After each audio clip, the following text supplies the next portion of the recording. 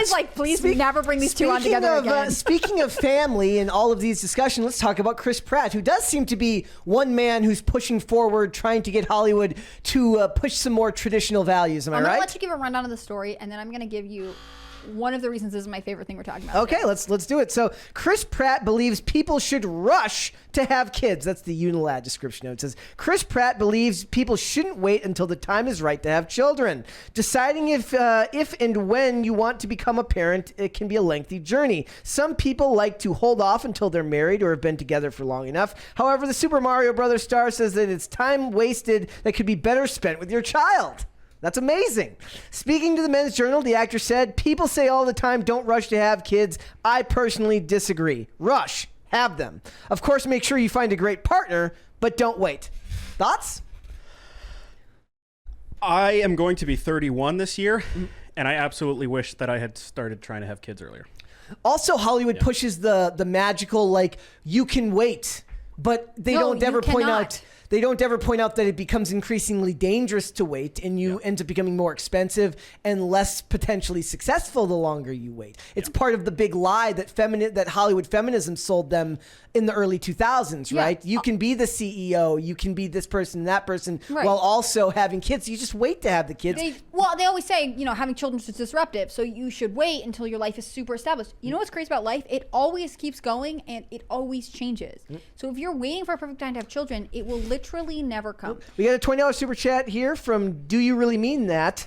Says, I can totally stream the entire Fast and the Furious. I can totally stream the entire series, including Fast X for you two, if Hannah Claire does get on Discord. They can do that. Is that Sailing High Seas, or is that just a fringe benefit of our online community?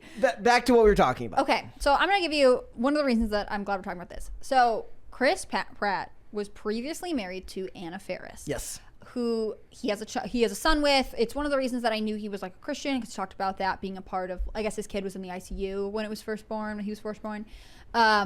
When they announced that they were getting divorced, one of the things that insider sources kept saying was that the reason they were getting divorced is because Chris Pratt was so focused on his career and didn't want to have more children, and Anna Faris very, very much did.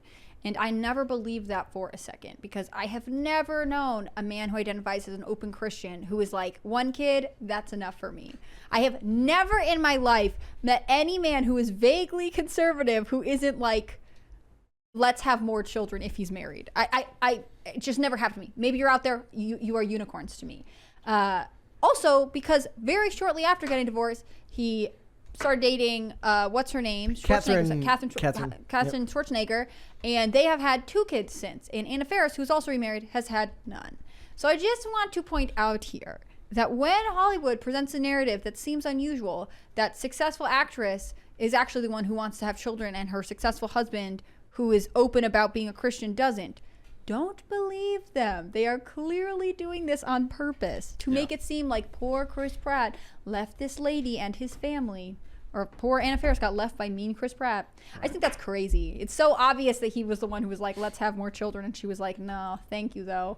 It's scary too, because the fact that he seems to be the lone voice in this world that wants to actually promote the idea of actually in Hollywood, the lone voice in Hollywood who wants to say, go have a family. It goes against everything that Hollywood pushes, right? So most of the movies either portray people not having kids until they're much older, which is more dangerous, or they don't have traditional families at all. A lot of time, Hollywood talks about the chosen family, your family that you choose to have, your friends. Well, and when they have a couple that has had kids at a young to normal age range, they're always typically the dysfunctional family. Yeah. They're stressed. It's harder. The parents get divorced. Things aren't good. We just had you too young. We just got together too young. Blah, blah, blah, blah, blah, blah. Yeah. I don't believe it for a second. I think that people who... Look, having kids is hard. I have all of my friends who are in the phase where they're starting families, like, it's not that it's easy, whether it's medically or just emotionally. But I think ultimately it is rewarding. It's not supposed to be easy, right? It's supposed to be rewarding. I don't know. I have no idea if it's supposed to be easy or not. I just know that it's difficult. Yeah. I just think...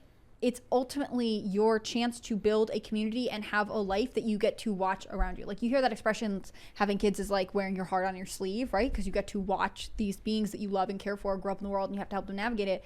I'm really interested in this comment made by the Pope, who said that more people should have children instead of having pet dogs, because people opt to have pet dogs because the relationship is less emotionally taxing, right? Sure. You don't have to work as hard as you do to Which is why actual parents get annoyed when you call yourself a dog mom or a dog dad. Yeah. I watched a video on Instagram Reels today where this woman was like, finally my husband gave in and we're gonna give our dog his own bedroom. And they bought like a toddler bed for their dog to lay on. Gorgeous, adorable dog, but like, maybe just have some children. Maybe that's the move here. If you want to set up a room for a living being, I don't know to tell you, your dog doesn't care about having its own bedroom. It does. It will be also happy if you have a child. I think pets benefit from that a lot. A lot of people have bought into the nihilism that having kids at all is a bad idea now, either because they believe in overpopulation or because they believe that the world's going to end in some X amount of years because some politician or celebrity told them that that was going to happen. Maybe the worst part of Twitter or Instagram's like scrolling is like it's the doom scrolling where you fall into these areas that are just steeped in nihilism, that are everything's falling apart. So like one of the ones that I've been seeing going around lately, it's this tweet. It's either a tweet or an infographic, and it says like, been thinking about getting my life together, but thought I'd wait and see if the world ends first. Yeah. And I'm just like, I get it. Haha. Maybe depending on the day that's funny, but I see it as a defeatist tone that's steeped in extreme nihilism. And it doesn't work for me. Like I get why there's people that have that perspective. It's not my perspective. Yeah. Not in the sense that like, it doesn't come off as humorous, right? It's not somebody playing on a joke about it. It's literally just like, it's like there's this really funny guy, and I don't know the name of the channel, where he says a bunch of really depressing things, but he does it like it's an infomercial and with a really big like smile on his face, where he's like, life is an existential crisis. The housing market's going to collapse. And he does it all as like really nice music plays over it, like elevator music. He's like, I'm never going to own a home. I'll be a renter forever. And it's like, that's indicative of the culture, right? Do you know what's crazy though? You can have kids and rent your house. I don't know if you guys knew that. Like, you could have kids and raise them in apartments.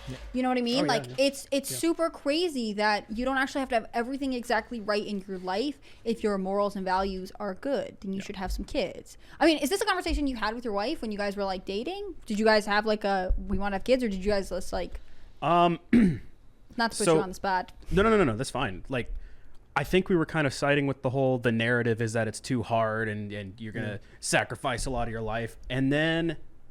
And I can't be the only one who's had this experience. The COVID stuff happened. Yeah. And it starts to like open up your perspective on life. And I was like, how are we going to fix this? And I was like, literally just have kids and make them better people. Yeah. Better people than we were. Yeah. You know? And I know like the female perspective is like that there's a biological clock, but like there is a male perspective too. And it's a little frustrating. I know people are just trying to be honest with me. But they try to say, you know, like, oh, it's a lot of responsibility and you're not going to sleep. But I'm like, no, I want that. Yeah. I literally want that challenge. I want that uphill battle. And I think a lot of the reasons why there's a lot of nihilism is like, if you're not even willing to do what can be done to provide the next generation, to provide a next generation that believes in your values and your morals to make the world a better place, then all you see otherwise is just giving up. Yeah. Right. Also, do you remember? Did you guys ever see kids in some ways are like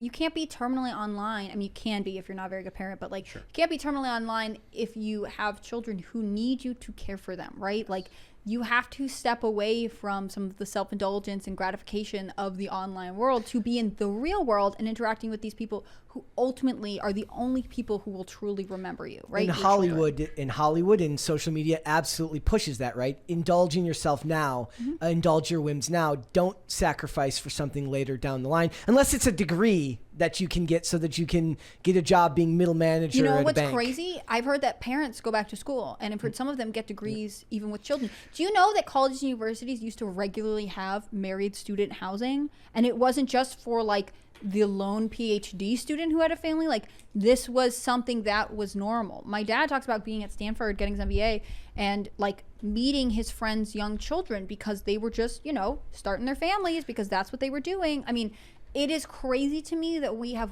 created a world where you have to just we treat children like they are the end of your life, which how could you not go into a terrible relationship with someone who you see as this burden or as resentful? Yeah, life changes, you give stuff up, but like, that's good. That's okay. Yeah. Did you ever see the Andrew Tate video where he talks about the importance of having family? That was like whenever people want to talk about whether you like Andrew Tate or not, whatever your thoughts are on him as a person, he always has this ability to articulate. And he tells this story about his grandmother being in a room surrounded by all these people that essentially came from her in one shape or another. Yeah, I remember this. You remember that? Like, that's a very good argument. It's one of the things that I like about him. Like, I don't know if he's guilty of whatever crimes he's accused of, but I do know that he has a way of articulating things that matter, and that was one of them. I was looking to see if I could find it here. It would. I don't know if we'll get a copyright strike on this, so I'm going to see. And when you're 52 and you're past it with no grandchildren in a house by yourself, and all your friends have grandchildren in this beautiful life, and you're sitting there by yourself, do you think the fact that you could afford a few extra Gucci bags is going to genuinely make you feel happy? I was at my grandmother's 93rd birthday. I looked there. My grandmother had 9 children. There was my father and 8 more. They all had a bunch of kids. I stood there and I looked at my 93-year-old grandmother, and there was a whole room full with maybe 70 people that came from that one woman. Isn't that remarkable? Nobody cared about her career. Nobody asked what job she did. Nobody asked how many times she went to the club. Nobody asked if she had time to go to festivals. No. To be fair, asking like if you go to the club is a weird question anyways, but... Sentient beings, including myself, full of life from one woman who dedicated herself to being a mother and a good wife. That is beautiful. See, that was absolutely spot on. So the thing he said about like having a purse or getting jealous about things that people have.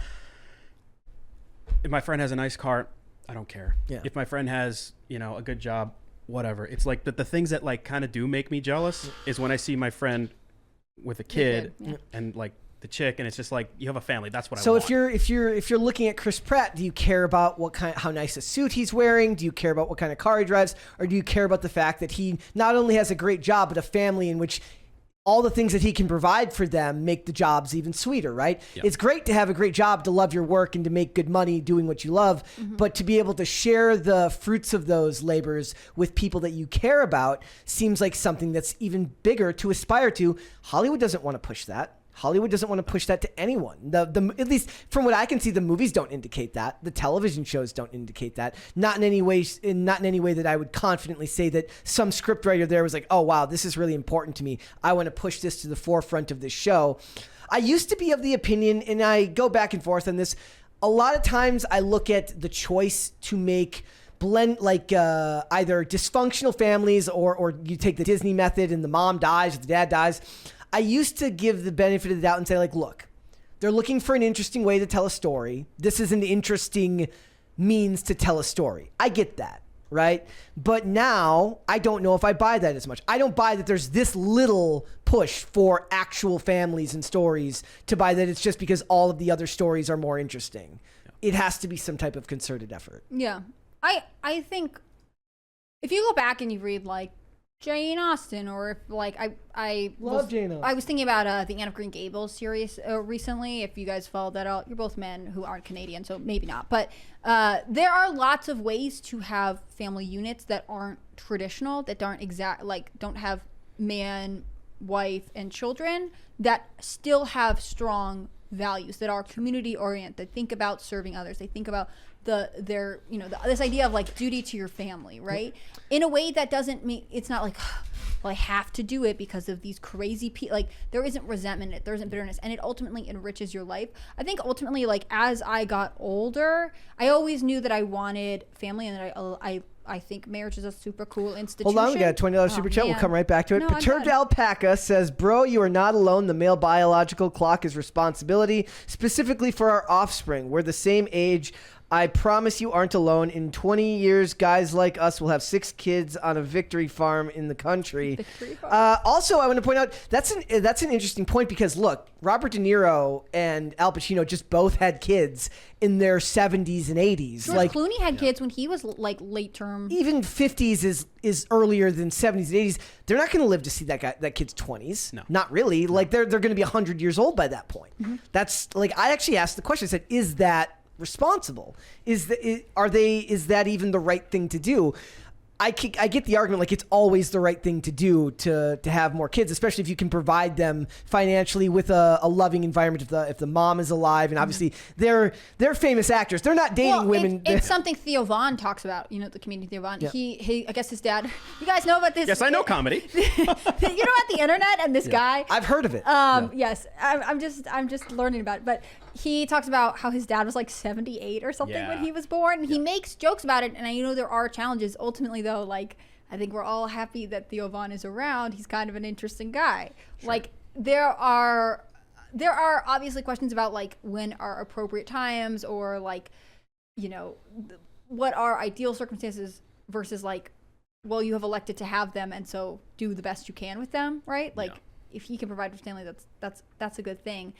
I think family as a concept is intimidating, and it's easier to operate as an individual. And I think when you're young and you get to be an adult and, you know, do the things, spend your money on yourself and do whatever, like, be happy, celebrate those times, but like know that ultimately, just like everything in life, there are seasons of life that come to an end and give way to something else. And hopefully those times are always better, right? Like, you're saying that, like, you want to have the responsibility.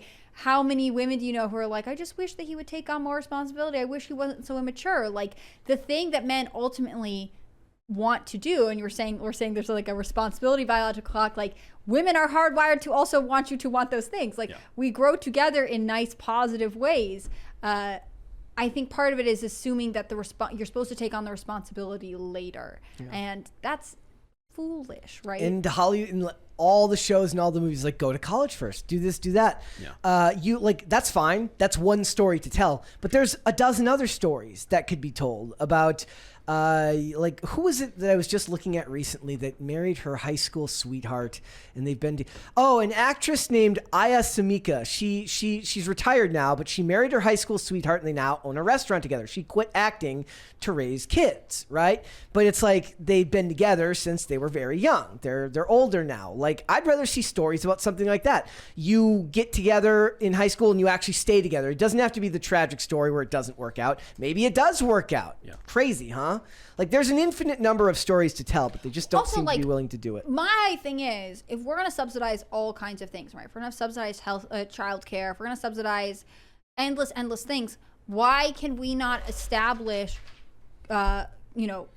public funds to send people to premarital counseling? Yes! It agrees with you. Thank you, Christ. It agrees with you. 2 times as scared me. It never really gets me. This one's getting me. You are sitting right next to the speaker, too. It's my favorite part of my job. We have a $20 super chat from Gordon Shumway. Says, the boomers started the family as a burden idea. Boomers. They were so focused on their careers, they viewed kids as expensive furniture. That's why Gen X were latchkey kids. They passed that ideology on to their kids into pop culture. Look, it's the meme. It's like your parents just kicked you out of the house at 9 a.m. and expected you back by dinner time. And I think that in a lot of ways has been romanticized heavily, but I do agree with it. Like, my favorite was like, we didn't have cell phones when we were kids. We were all kicked out of the house at 9 a.m. and told to come home when the lights came on. And those that did made it, and those that didn't ended up on an episode of Unsolved Mysteries as nature intended. But that's a lot of what my childhood was, right? Like, my dad. Okay, my dad could call me from across the city with his, like, could whistle so loudly. I would hear him from not just like the park next to our house, and I would hear it, and I would have to then come home for dinner. So it's not like he had a cell phone to get a hold of me. He just said, and he just whistle really loudly. Yeah, there are people who I know who say, like, oh, well, we didn't have cell phones, but, you know, my mom would call, you know, Rebecca's mom And Rebecca's mom knew we lived close to the park, so she could see us, and there's just like telephones your children home, right? Like Rebecca's mom would call her in, and so then you had to go home to your own family. Like that also meant that you knew Rebecca's mom, had her number, and were aware of who your children's friends were, right? Like I'm not saying have a family and then just like free range them, be like, well, I'll see you when I see you. Like you do have to be engaged with it. You choose to be the kind of parent that you are, right? Like what you put into it is what you get out of it. I just think that like we all talk about how lonely people are, how people feel so disconnected. Yeah. And some of that, the fundamental building block of community is the family, right? Yeah. And I think that if we don't opt to carve out these blocks, then we can't use them to construct something bigger. The another thing that I saw the other day said, you want to know, like, all the studies say now that like Gen Z is more lonely than any other generation, and they're not getting together. They're not even getting their driver's license at reasonable. Like they're waiting for years to get their driver's license now. And somebody was pointing out, they said, you want to know why they're afraid to like meet like a Gen Z kid would be afraid to meet his girl's parents? It's because first of all, you don't even have to go through the initial uncomfortable conversation of calling her on a landline and having the dad answer and saying, "Hi, is Michelle there? Yeah. Hi, is so-and-so there?" and having them, yes, she is. And then saying, what a time. Like it was a different time, you know. That was what it was like when you grew up without a cell phone. Yeah, I want to know if more parents are going to, like, if our generation brings back the landline, instead of getting your kids a cell phone, like, oh, you want to talk to someone on the phone?